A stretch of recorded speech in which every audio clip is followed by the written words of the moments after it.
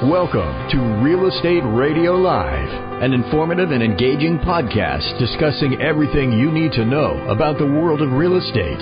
Your host, Joe Cucchiara, provides you with insight and guidance on how to buy, sell, finance, and invest in real estate. He also offers real estate tax management strategies, new construction advice, home improvement tips, and much, much more. And now, to guide you around the world of real estate, here's your host and Real Estate Radio Live team leader, Joe Cucchiara.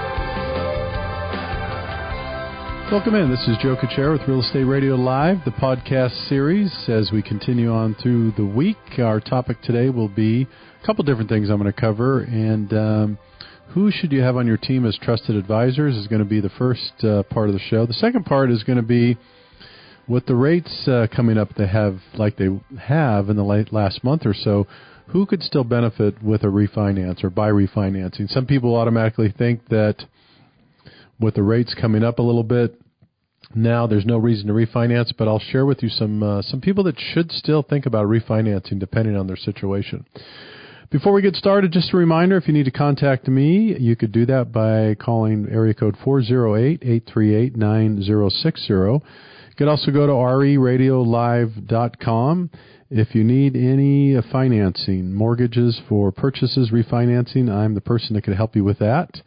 Anytime, reach out and let me know if you have questions, concerns, whatsoever. Also, if you have in the need of a trusted advisor, which we're going to talk about today, if you're in need of a real estate agent, maybe a CPA, financial planner, real estate attorney, anyone like that, I could help with referrals on those. So be sure to contact me, and also be sure to give us a review when you can for the podcast. All right, let's talk a little bit. The first part of the show, I want to talk about the trusted advisors. Who should you have on your team in general? And this is not just specifically to real estate. The show is about real estate for sure. But these people you should really have on your team, regardless of if you do one real estate transaction your entire life, or if you're a person who has several properties or you do several transactions per year. I'm going to talk about the people you really should have on your team. One is a realtor, and a good realtor, and someone that is there for you not only when you're working a transaction for a home, if you need to buy, sell, or different transaction. I'll tell you where a good realtor could also help you. That is if you're looking for maybe a landscaper, or maybe you're looking for a contractor, you're looking for a plumber, a handyman. I mean, I could refer some of those people to you as well, but usually realtors have some really good contacts for people like that. You may be a gardener, someone that needs to do any type of work in and around your home. Good realtors have some good resources, as I do. Some of them do not. But when you find one that has some really good resources, that's who you should stick with. But first and foremost, find a realtor that you trust, one that is going to have your best interests at hand, and one that I would call that is, in all these cases, I would call relational instead of transactional. There's a lot of people in our business, both the mortgage side and the real estate side, that I would consider more transactional. What does that mean? That means someone that is more focused on you for a commission instead of you for a relationship and what they could do best for you in your situation. So be careful of that. The signs are when people ask questions about you, what you're looking for, what your needs are, what your goals are, what your aspirations, these are the types of things that you know someone's probably heading in the right directions with that relationship. If someone seems to be hurried, or they can't wait to get you to sign a contract, or they don't have time to listen to you, they just tell you, let's get going, let's get started, don't hesitate. Those would be red flags for me. Be very careful when working with anyone that seems to be rushing you into something or just focused on getting a commission. So realtors, number one, not necessarily in this order. Also, let's talk a little bit about a CPA, a qualified CPA, and someone. I can't say enough about this topic, and I have had some personal experience myself recently. I had the same CPA for 25 plus years. Very good, very capable, did a great job. But as my wife started growing her real estate business, and I have this radio podcasting business, there was more availability for me to potentially write off and have some tax deductions. The CPA I'd been working with for all those years, when I kept bringing it up to him after several years, he really kind of shined it off and said, no, it's really not. You really can't do that. And, there's not much you could do. And it turns out it's not because he wasn't a good CPA. It's just that he was very busy and he didn't really focus. That wasn't his focus. So I was fortunate enough to find someone that was referred to me through another business partner, a real estate agent, matter of fact. And long story short, I spent some time with him. I sent over my 2012, 13, 14 tax returns to him a year or so ago. He did a complete summary review. Not only was able to get me a lot of money back, a substantial money back over those 3 years, but was able to restructure my planning in a big way going forward that makes a big difference for tax planning. So I can't say enough about the right CPA. So many people are so afraid and super conservative when it comes to their taxes. And I'm not suggesting you push the envelope or do something that's not legal, but there's a lot of things you'd be surprised you could do out there with your taxes if you are self-employed, if you have a corporation, or if you have a side business. I'll be the first one to admit, if you are a W-2, straight W-2 income earner, it's going to be a little bit difficult because there's not a whole lot you could do. You have some write-offs. You're always going to get your property tax, mortgage insurance, things like that. But over and above that, that's tough if you're W-2. But if you're 1099, self-employed, sole proprietor, corporation, any of those types of things, please make sure that you secure yourself a relationship with a CPA that's going to take full advantage of the tax benefits. I could tell you that the mistake that people make is this when you're self-employed. You focus way too much on earning income and not enough about saving that income and tax benefits. If you could improve your taxes, think about it. If you could improve your tax base or your tax deduction or your ability or your potential by 5 to 10% a year, not each year over and over. I'm talking about, let's say you made a good sum of money and you were able to save 5 to 6 to 7% of that in taxes because you weren't educated in it. A lot of people will focus more on income. How do I make more income? Which is great. You don't want to stay away from that. I'm not suggesting that you say, not focus on making income. I'm saying that make sure that you have the best CPA possible that's going to do really an audit of what you have today. And if you don't think you're getting the benefits, give me a call. I have some great referrals for CPAs, or maybe you want to venture out and find someone yourself. I would suggest if you don't think you're getting the benefits of your taxes, reach out and interview some CPAs and find out who's going to be able to help you.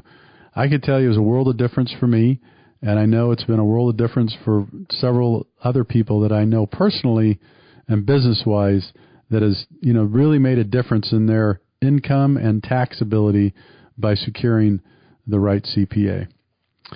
Lastly, the other person you want to have on the team is a financial planner, someone that is going to help manage your money. Now, early on, sometimes this is not necessary, I'll admit. If you're just getting started and you're developing a 401k and you really don't have anything right now, probably not that necessary.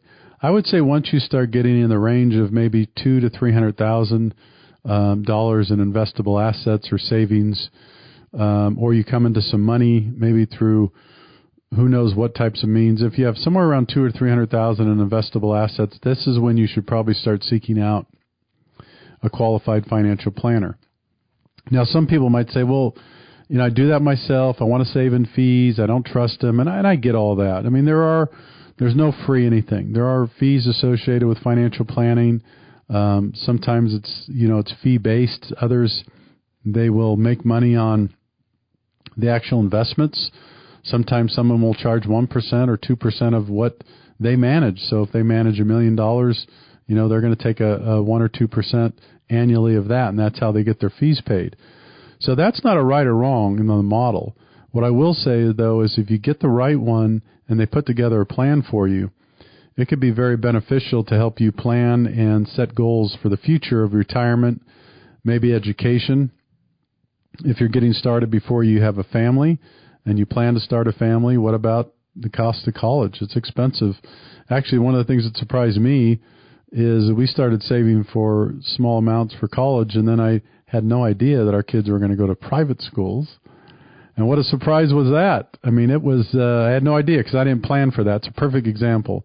So these are the types of things are why they're so important to sit down and plan with someone and find someone that you trust, someone that's going to help you. Again, I'll say before we, duck out for our first segment here on the show is that I could refer any of these people to you. I have some wonderful CPAs that I would refer. I have some outstanding financial planners. I have some outstanding real estate agents. Those are the primary three, I would say. Now, as an extension, you have real estate attorneys, you have contractors, other people like that. You should have part of your team, depending on what you're doing and what kind of your need. If you have a lot of rental properties and you have a lot of properties that you manage, then maybe property managers. These are different elements of your team that you could build as you go. But the primary three, to summarize again, what I would say is make sure you have a good realtor that you can count on. Make sure you have a good CPA that just help managing your taxes and doing the best you can with your taxes. And then lastly, make sure you have an outstanding financial planner that's going to help you grow and plan for the future. All right, we're going to take a quick break. When we come back, the topic is going to switch to, with the rates going up, who still benefits from a refinance? Again, this is Joe Cucchiara with Real Estate Radio Live, the podcast series. If you want any information about mortgage financing, I am the person to help you with that. Area code 408-838-9060, or you could always go to the website and contact me at reradiolive.com. We'll be back to continue in just a couple of minutes. For more information on today's program, visit reradiolive.com. That's reradiolive.com.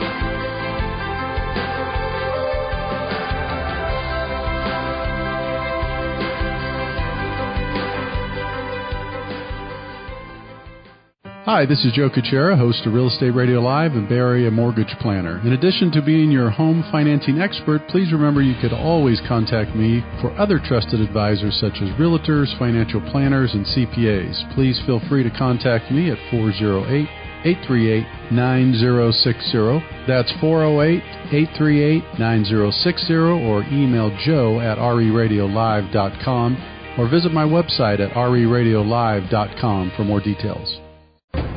Welcome back to Real Estate Radio Live. For more information on today's topic or guests, just visit reradiolive.com. That's reradiolive.com. Again, your host for today's edition of Real Estate Radio Live, Joe Cucchiara. Welcome back in. This is Joe Cucchiara with Real Estate Radio Live, the podcast series. Our first part of the show, the topic was who should you have as trusted advisors? I went through that quickly. A realtor, CPA, financial planner is the primary. As we dive into the next topic, it's going to be, with the rates going up, who could still benefit from a refinance? That's a question I'll throw out there.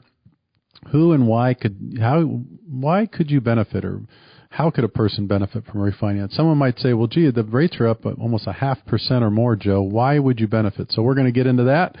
Before I do that, just a reminder, if you want to contact me, any needs you have for financing, for purchases, refinancing, anything at all, contact me at area code 408-838-9060. Also go to reradiolive.com. I would love to have you give us a review on iTunes, or right from our website, you could get that. And pass on the podcast and the information to your friends, family, and coworkers. I'd love to have you do that. Okay, let's jump back in, talk about who could benefit from the rates still going up with a refinance. Let me tell you probably the single most important thing that I'm seeing, and what most people should be doing regardless of the rates right now in many cases. That is, if you have a second loan, if you have a home equity line of credit, or if you have a fixed second, or if you have another lien on your property as a second or third lien, that should be a heavy consideration to refinance and consolidate those into one loan. And here's the reason why. Even if your interest rate is in the low 4s, let's say you have an interest rate right now that's, let's say you did really well and you have an interest rate that's 3.5 or 3 5/8, depending on the loan amount. It's a great rate. You hate to get rid of it. And let's say the 30-year fix now is at 4%. You're looking at it, you're going, gosh, it's a 0.5% higher, maybe, a little less, but then you have an equity line sitting on your property, and maybe you owe $200,000, and this equity line is about to recast because you've had it for 10 years. This happens anytime you get a home equity line of credit. By the way, most of the terms, it's an equity line draw, and you could use it to whatever you want, whatever the max is. The thing is, though, it recasts in 10 years, so it's amortized for 25 or 30 years, but it's fixed for 10. So what happens at the end of 10 years if you don't do anything? Let's say you have a $200,000 loan out on your equity line, and you're paying an interest-only payment on it. And I'm just going to guess. It's going to be pretty low. Could be, $175, $200 a month, interest only. Seems to be really good. And it is, but the problem is you're not paying any principal on that loan, so it's not reducing at all. So you're making the minimum payment. 10 years later, it's like a credit card. It's going nowhere. You're making the interest payment only. It's going nowhere. You're not paying any principal down. When that loan recasts, what happens is this. It goes to a 20-year amortized loan because you've already had it for 10, and then it goes to a principal and interest payment. So in some cases, your payment could double, triple, quadruple, believe it or not. I've seen some people's payments go from $400, $500, $600 a month to $1,300, $1,400, $1,500, $1,600 a month with one adjustment. And the reason why is there's two things that happen. It gets amortized for 20 years, which means it's shorter payoff period, which means your payment goes up. And then your payment goes to a principal and interest payment. It's no longer just an interest only. So it's a shock and it's a wake-up call for a lot of people when you get those statements saying that's, indicating that your loan will be recasting. And they give you enough notice, so they'll let you know 5, 6, 7, 8 months in advance that your loan is due to recast and reset. And so you want to do something with that. And you don't want to have that outstanding on your property if you could help it.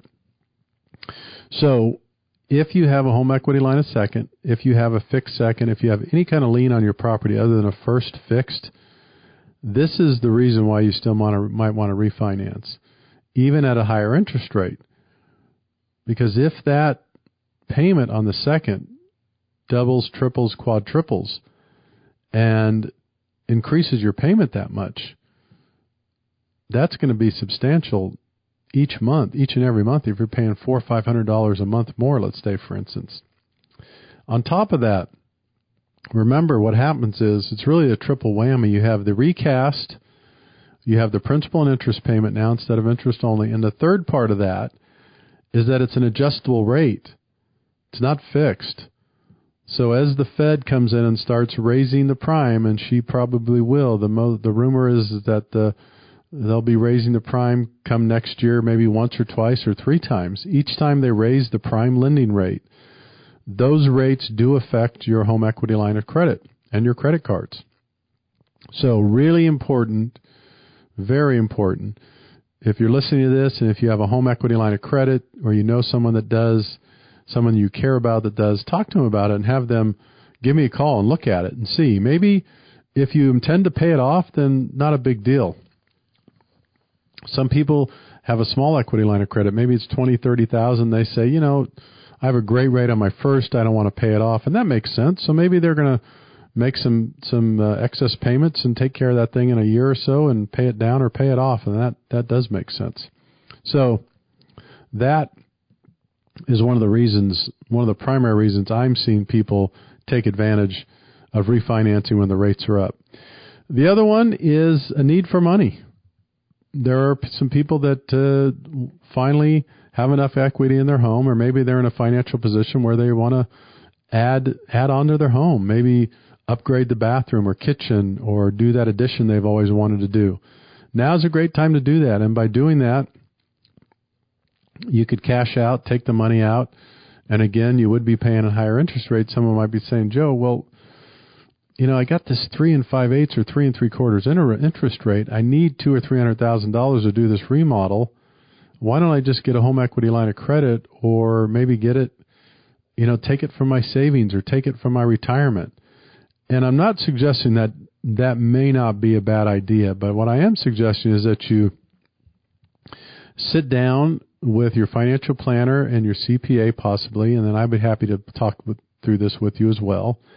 What is the better alternative for you?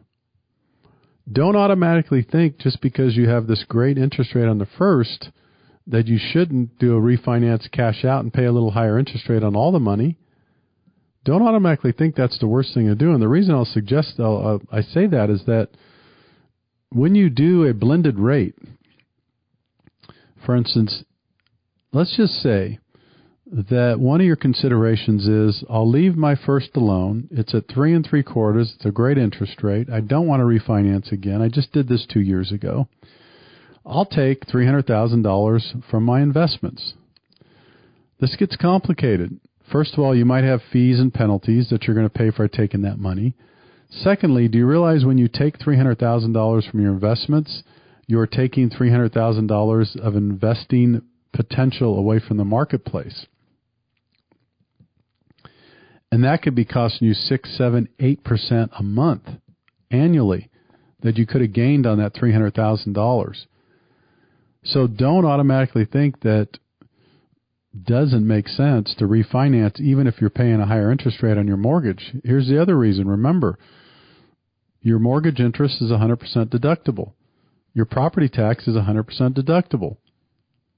If you lose money, it may not be deductible. Maybe there's some write-offs there. I'm not a CPA. I can't tell you that one way or another, but don't automatically think that refinancing for a higher interest rate is a bad thing. I know that sounds funny. Someone listening might be going, it doesn't make sense, but believe it or not, there are times when it does make sense.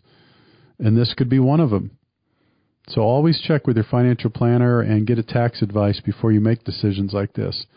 But I see it on a fairly regular basis. When we run the numbers and I illustrate with people in writing, not emotionally, but in writing, why it makes sense to pay a higher interest rate, and then they see it on paper and they realize it's a right thing to do. I'll give you another example. For whatever reason, let's say someone got into trouble or issues, whatever, who knows, there's no judgment, and all of a sudden you have $30,000, $40,000, $50,000 in credit card debt. And you're paying 12, 13, 14% interest rate on credit cards. You'll never get those paid off in a relatively short period of time if you make that minimum payment. It's all going towards interest. That might be another time. If you have a first loan that's maybe in the high 3%, you're saying, Joe, I don't want to refinance and pull cash out. I got this great first loan. Well, you do, but in the meantime, you have these lousy credit card terms that are costing you dearly each month. And guess what? There's no tax deduction benefits for it. So I see this also. Someone wants to consolidate debt. Maybe they owe money. Maybe I've seen family situations where there's assets divided and someone now owes another party a certain amount of money to a family member. Would be another good time to take cash out, do a refinance, pay that person off, and again, you're going to have your mortgage write-off and your tax benefits from a tax perspective.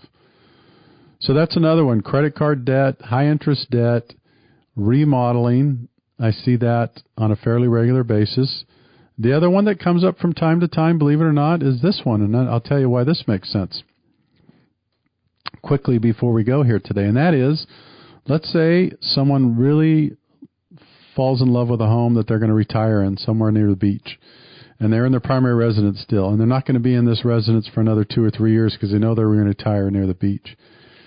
And so they want to access some cash and equity. Great time to look at pulling it out of your primary residence, and even though you're paying a higher interest rate, guess what? You're not going to be in that house for a while. You're going to sell it in a couple of years and retire at a different location. And that could be the cheapest form of money. So it's another great way or reason.